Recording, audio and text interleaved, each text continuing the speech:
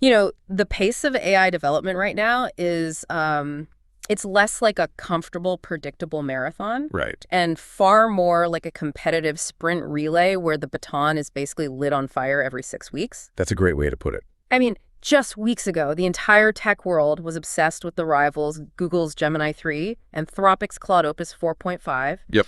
And then our sources confirm OpenAI had what was internally called a code red response. That's absolutely right. The competition, well, they successfully eroded OpenAI's lead, particularly in long context reasoning and, cost efficiency.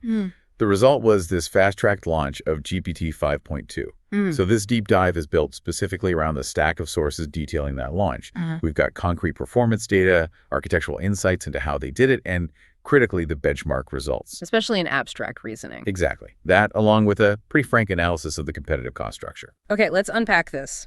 Our mission for you, the listener, is to understand if GPT 5.2 is simply chasing high benchmark scores, what the community sometimes dismissively calls benchmaxing. Right, just gaming the tests. Or if it truly delivers on the promise of being a genuine digital professional, ready for high-stakes, economically valuable enterprise work.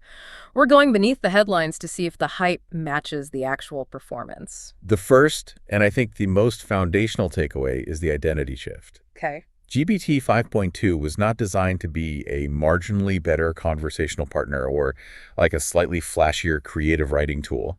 It was built and optimized as a work execution engine. A work execution engine. I like that. Yeah, this model is aimed squarely at strategic workflows, managing vast code bases, synthesizing complex corporate documents. It's positioned as a digital professional collaborator. And the most compelling evidence for that has to be this brand new metric they created, the GDP-Val benchmark. This is not about measuring how well an AI writes poetry. It measures performance on real-world, economically valuable tasks across 44 different occupations. We're talking senior legal counsel to supply chain manager. Exactly. And the results are, frankly, startling. The previous top model, GPT 5.1, it only scored about 38.8% on these complex multi-step tasks. Right. GPT 5.2 now beats or ties top industry professionals in. Get this, a massive 70.9% of those tasks. 70.9, that's a clear signal that the architecture was geared towards competence in the workplace. It really is. But let me just inject a dose of skepticism here, because tying top industry professionals is a huge claim. How are they defining top industry professional? Are we talking about, the average worker or world-class experts? That's a crucial question. So the sources clarify that the benchmark assesses performance against a pool of verified, high-scoring human contractors. Okay. So not necessarily the top 1% of PhDs, but experienced, reliably competent experts. Think of them as maybe the top 15% of knowledge workers in those fields. Got it. So beating them in 7 out of 10 complex workflows, that means GPT 5.2 can handle the vast majority of strategic tasks you'd assign to a capable mid to senior level professional. Precisely. And that makes the productivity claims much more tangible. The sources claim outputs are 11x faster than human labor and operate at less than 1% of the cost. And to put that into perspective, imagine a mid-sized accounting firm. They used to take, say, 3 days to draft a comprehensive workforce planning model with all the financial projections. Yeah, a huge job. Now, that same work is complete and verified in 7 hours. We're talking about generating sales presentations, performing market analysis, auditing accounting sheets. So the narrative here shifts entirely then. Earlier models like GPT-4, they helped you write better. They helped you speed up your research. But what GPT 5.2 does, based on this GDP-Val metric, is help you deliver the final product. Yeah. The human cleanup required just drops dramatically. It's the difference between a great intern and a true professional collaborator. Okay, here's where it gets really interesting. To deliver on that promise of professionalism, the architecture itself had to solve some critical technical headaches, especially around corporate data. Right, and we have to start with context. The ability to reason across large documents has been the Achilles heel of previous models. For sure. GPT 5.2 features a massive industry-leading context window of 400,000 tokens. 400,000. I mean, remember the old GPT-4 model? It handled, what, 8,192? 8,000, yeah. And even key competitors like Claude 3.7 topped out around 200K. And 400,000 tokens is, what, Hundreds of pages of text in a single prompt. For an enterprise user, that utility is massive. Oh, absolutely. You can feed it an entire annual legal contract portfolio, all the documents for a product launch, or even a whole code repository, and it's supposed to maintain coherence from start to finish. And that coherence is verifiable, right? It is. The sources emphasize performance on these long horizon reasoning tests. Specifically, the model achieved near 100% accuracy on the notorious 4-needle MRCR variant out to 256K tokens. Okay, hold on. You got to break that down for us. 4-needle MRCR. What exactly is that test measuring? Right, good question. So it's a test that's specifically designed to expose forgetfulness in the model. Okay. Imagine a gigantic document, like a 500-page corporate manual. Somewhere buried inside are 4 small, critical needles of data.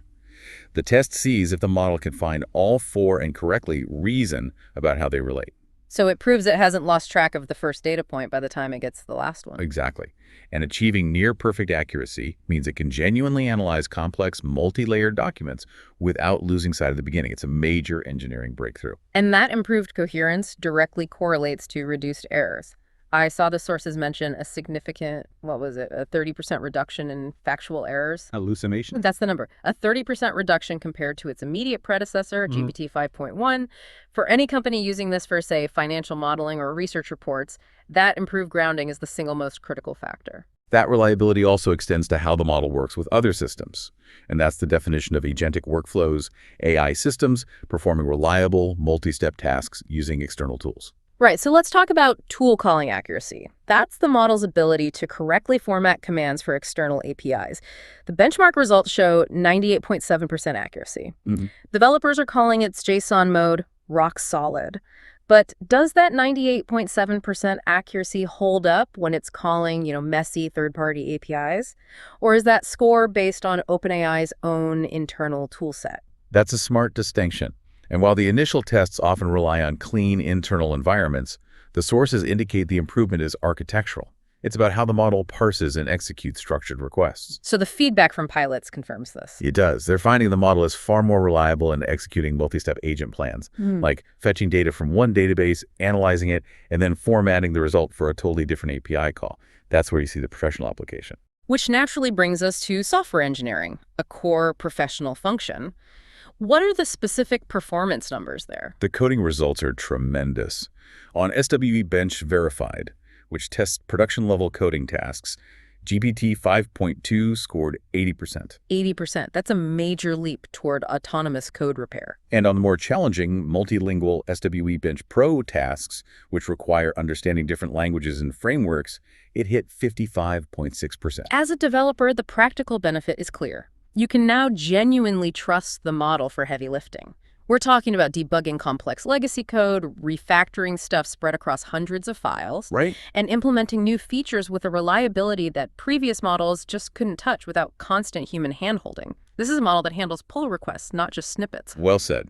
But while the company focused on productivity, that GDP-Val score, to capture the enterprise market, the technical community was laser-focused on one metric: abstract reasoning. And this takes us to the ARC AGI-2 benchmark. It does. This test is famous because it was explicitly designed to test raw fluid intelligence and expose the gaps in AI.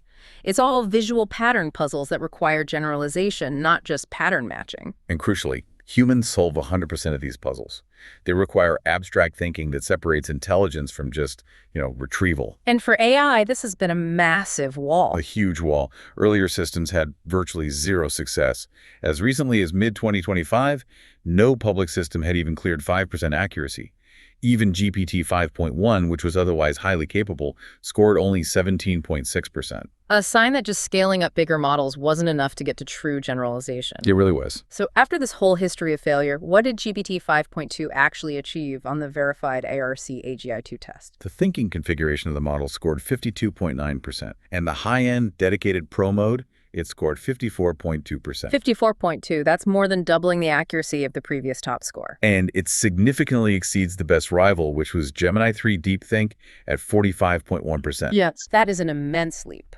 What does moving from 17% to over 50% imply? I mean, is this the moment we start talking about AGI in earnest? Well, it definitely suggests genuine generalization abilities far beyond previous models. Because the tasks were designed to be new, the model must be inferring unseen rules from minimal examples. That is a marker of fluid intelligence. But But we absolutely must temper that excitement. The 54.2% score is groundbreaking progress, but it still highlights the continuing stubborn 46 to 47 percentage point gap to true human general intelligence, which gets 100%. so it's evidence of a massive architectural innovation, but AGI is still on the horizon? It remains a conceptual horizon, not a reality. It seems like they broke through one technical ceiling, but there's still another much harder ceiling waiting just beyond that 54% mark. Right. So given all these undeniable gains, the GDP val, the huge context, the reasoning breakthrough, we now have to pivot to the critical production reality. Which is that intelligence at this level is not free. Not at all. We have to analyze cost and latency. This is the practical pinch point for any company looking to adopt 5.2. And comparing its API pricing to the faster, more general model, GPT-4o, reveals a clear premium. So let's break down those numbers. The GPT 5.2 input cost is 1.75 per million tokens, compared to GPT-4o at $1.25. But the output cost is steeper because it reflects the deeper reasoning time. You're paying $14 per million tokens for 5.2 output versus $10 for 4o. So even though it's much cheaper than the older GPT-4, it's still significantly more expensive than the current speed leader, 4o. Correct. And that high cost ties directly to high latency, the time to first token. GPT 5.2 is noticeably slower than the quicker GPT-4o. Why does that matter so much in production? It matters because of the use case. A 5-second wait time is perfectly acceptable if you're generating a quarterly report overnight or fixing complex code in the background. Sure. But that same 5-second wait is catastrophic if you're running a customer-facing chatbot that needs to respond instantly. More reasoning requires more compute time. So this isn't a universal replacement. Engineering teams are now forced to use a multi-model approach just to manage cost and speed. Precisely. You have to intelligently route your traffic. Simple, high-volume queries like classification or short summaries or chatbots, they go straight to the cheaper and faster models like GPT-4o. Right. You reserve the premium GPT 5.2 only for high-value tasks that absolutely demand its deep reasoning or its 400K context. And this strategic trade-off is reflected in the debate we're seeing online. The developer feedback on forums like Reddit is genuinely mixed. Very mixed. Some are reporting huge gains in agent tasks, saying they replaced 5 complex prompt chains with a single, reliable 5.2 call that just works. While others argue the gains feel incremental for their daily tasks and question if the high cost and latency justify the improvement over, say, Claude Opus 4.5. Some still claim that's better for routine knowledge work. So it's a highly specialized tool. It is. If your task requires the precision and deep thought of 5.2, the cost is justified. If you just need speed, the price and latency are prohibitive. If we connect this to the bigger picture, I think the key takeaway for you is that GPT 5.2 successfully redefined the AI landscape, not just by being technically smarter, but by ruthlessly prioritizing competence, reliability, and economic deliverables with that GDP val benchmark. They made a professional AI, not just a faster chatbot. Exactly. So what does this all mean?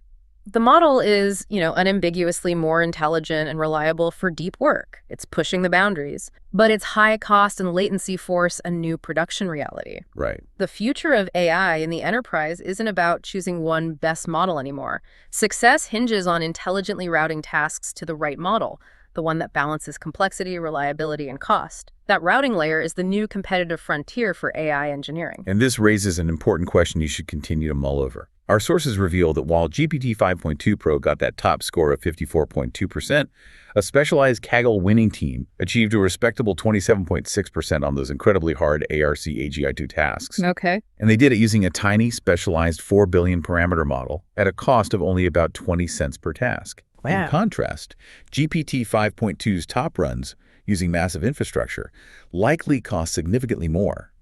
So as AI gets smarter, will future innovation be driven by massive scale and compute the GPT 5.2 approach? Or will it be driven by algorithmic creativity and extreme cost efficiency from smaller specialized models? That's something to consider as you think about where AI goes next.